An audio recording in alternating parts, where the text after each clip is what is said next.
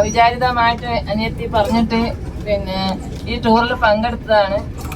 ഞാൻ ഇഷ്ടം പോലെ യാത്ര പോയിട്ടുണ്ട്, ദുബായ്, ലണ്ടനൊക്കെ. എൻ്റെ മക്കളുള്ളതുകൊണ്ട് ഞാൻ എല്ലാ സ്ഥലത്തും പോയിട്ടുണ്ട്, ഡൽഹിയൊക്കെ. പക്ഷെ ഇത്രയും എൻജോയ് ചെയ്ത ഒരു യാത്ര ഉണ്ടായിട്ടില്ല. ഒരു വലിയ കുടുംബത്തിലകപ്പെട്ട ഒരു 5 ദിവസം പോയത് എന്താണെന്ന് അറിഞ്ഞിട്ടില്ല.